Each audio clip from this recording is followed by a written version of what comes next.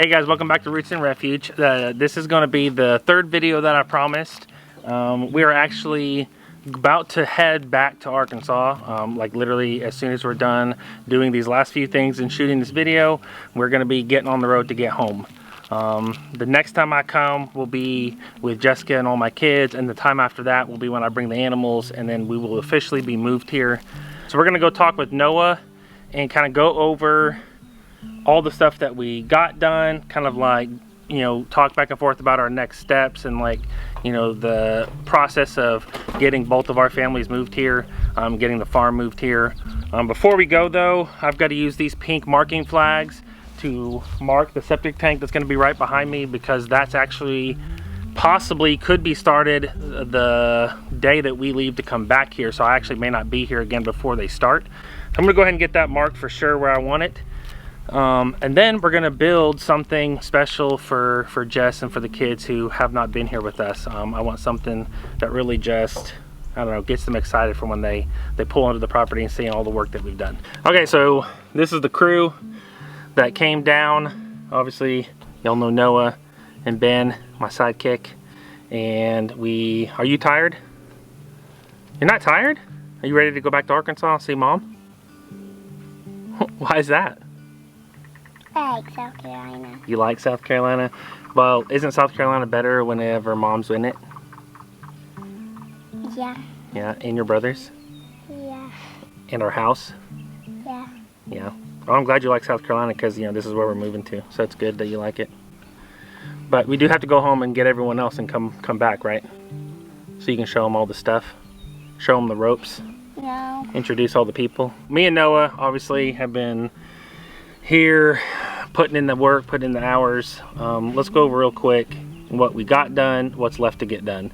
We know we needed the barn with a facelift to be able to temporarily keep the goats until our permanent barn's in. We got that done. Yeah. We needed fencing. Yeah. Where are we at on fencing? Well, we went ahead and strung up every fence line that is for the goat pasture and for the hog pen.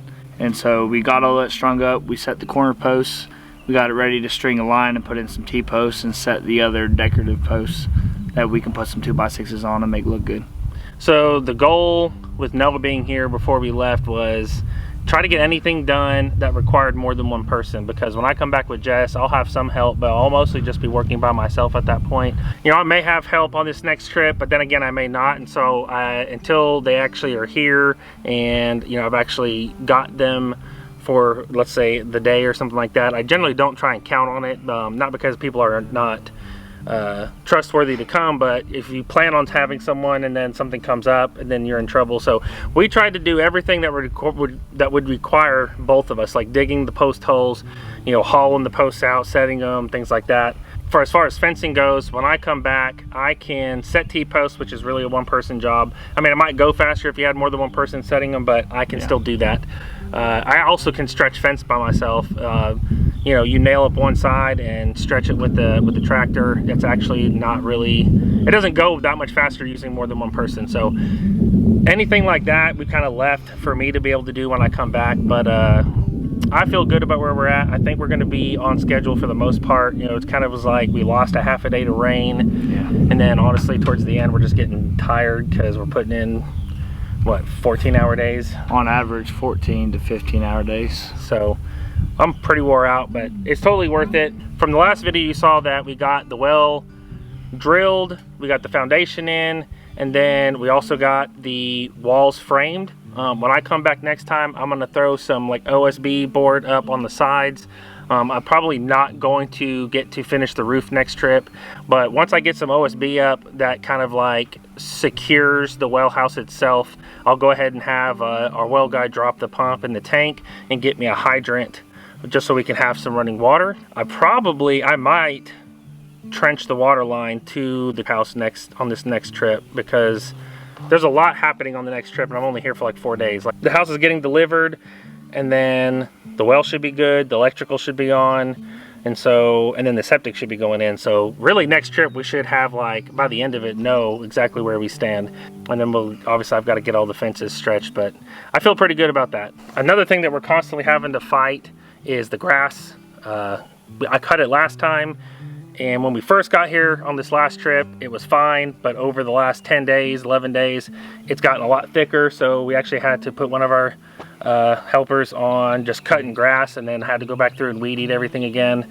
So that's definitely been a time-consuming thing, but that's just part of it. You know, with this, especially with this much land, it's just a lot of maintenance, so we're gonna have to just get used to weed eating and mowing. But grass is maintained again. It looks really good. We got all the trees trimmed on this side. We haven't done anything on the other side of the pond yet, just because anything over there is not a high priority. Really just getting everything where the house was gonna be and where the animals were gonna be. So all the trees on the animal side and where the house is going all trimmed up, just so we didn't run into any issues when we were bringing the house in or things like that. I don't wanna hit any branches, so all the trees are good to go. That took a day. Or more, but they look good. So I would say everything to this side of the pond looks pretty solid. We've got the fence down around this side of the pond and trimmed up, and so it gets a nice view of the pond. But I'm feeling good about it. All right, the last thing that I want to do before we pull out, I don't think it'll take a whole lot of time, but we're gonna go mark the septic tank like I said, and then we're gonna go put a swing on Jessica's epic oak tree right at the end of the pond. And I think it's gonna be really cool. That branch that we're gonna use is probably what, 30 feet up? And so it's pretty high up there, yeah. It should get a pretty good swing in, as long as the kids don't jump out. They probably hit the pond, but yeah, we'll see what happens. The permit for this septic tank is a 1,500 gallon tank, and then because of the way we're doing our leach fields, it's a 500 gallon pump tank that sits in front. And so to mark that off, I was told we need to mark off a 4-foot by 18-foot long space. Is right here. See, these are the corners of the house. I don't know, this might be hard to see on the camera, but I've got the 4 corners of the house marked off, and then there's the 4 corners of the shop right over there. So this space in between is actually where the drive is gonna come in from the front, and it's gonna turn, and this is gonna be like a parking area for our cars, because we're not gonna have a garage, and I'm not gonna use the shop as a garage either. So we're gonna gravel all this right here as a place for us to park our vehicles, and we're gonna be setting the septic tank just behind and next to the house, and then the pump lines that go out to the leach fields are going to run just to the side of the house. And like I said, I met our contractor out here. He said this is, you know, we walked through the options and, you know, what was going to work and what was going to not work, and this is what we all decided. So we're going to mark it off. When he comes out to dig it, he'll know what he's doing. And the reason we're kind of running it to this side is because that'll keep all the cars on the shop side of the parking, and we shouldn't have any reason to be driving anything other than a lawnmower over the drain or the pump line. So everything should be good to go. So Ben's helping Noah mark the septic. There's the first flag. So we're gonna go 4 foot wide. Yep. Okay, now we're gonna go 18 feet that way. How big is the septic tank? How big is it? It's 4 foot wide by 18 foot long. Okay. Right there.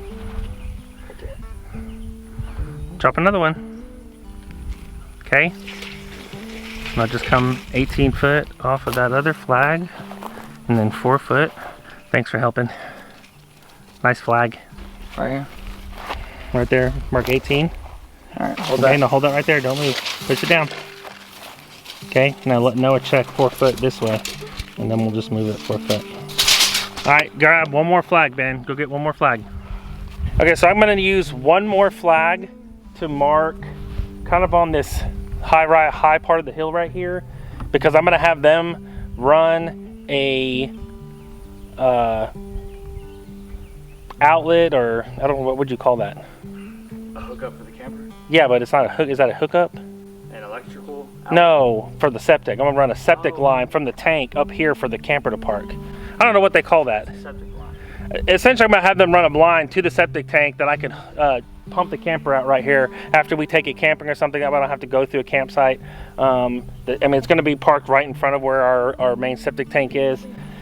Huh? It's a clean out. It's a clean out. Okay, it's a clean out. So I'm gonna have them go ahead and dig and set a clean out right here, because I'm gonna eventually put in like a carport parking thing to park the camper underneath whenever it's sitting back here. It'll be behind the shop.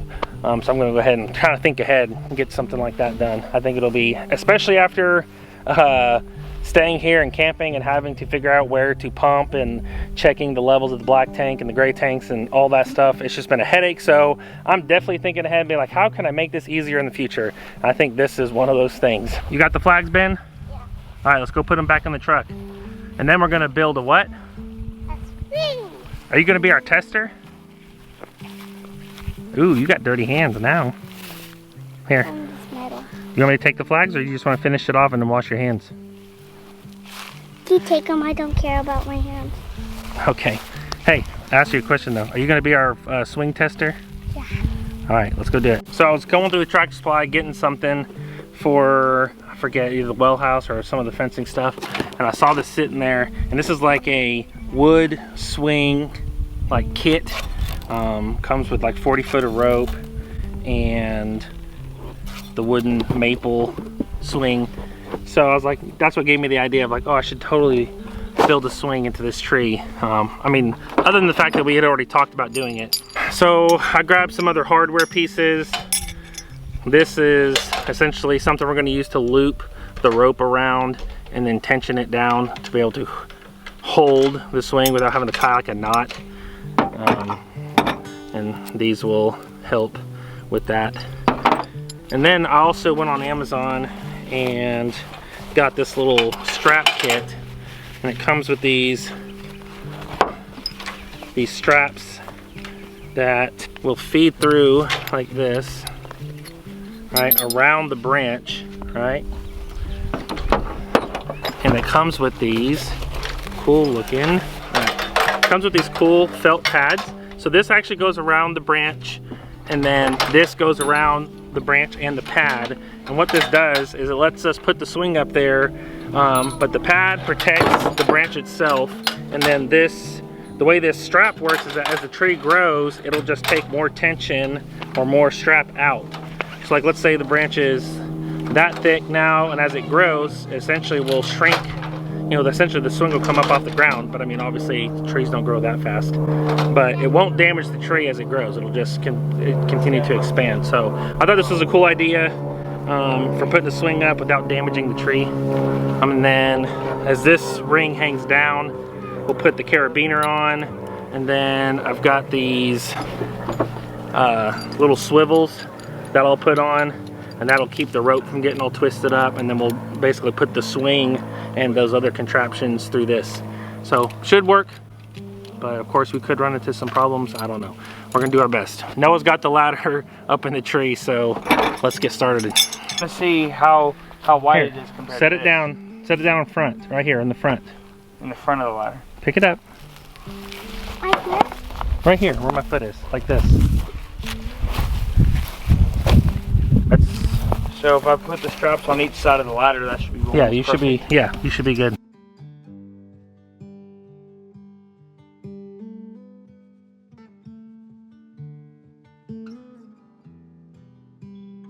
Okay, let's zoom in.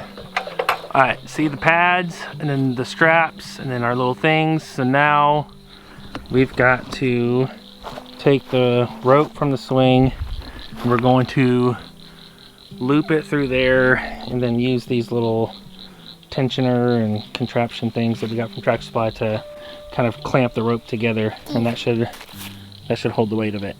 Okay, so with those straps, actually we have too much rope. The swing's resting on the ground.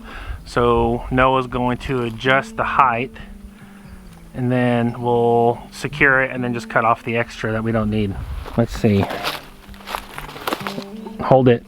Yeah. All right, I don't want to fall. I'm not gonna sit on it, but I'm just gonna push down. Like, go up a little bit higher. So I think that seems like a good height. That's not level. Well, it's not level yet, but he's tying the knots, so once he gets done tying the knots, we should be good. We have a swing. Noah, good job. You don't have to give me a thumbs up back because you're on a ladder, so, you know, stay safe and stuff. All right, Noah, good job. Way to go. Appreciate it. Yep. All right, hey, where's my tester? But I'm a tester. All right, well, we got to get the, yeah, it looks pretty good. All right, we got to get the ladder down so we can push Ben on it.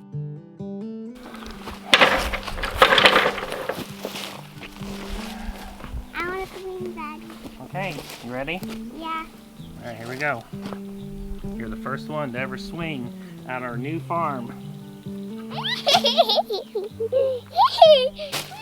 Hey, kick your legs like you're supposed to. There you go.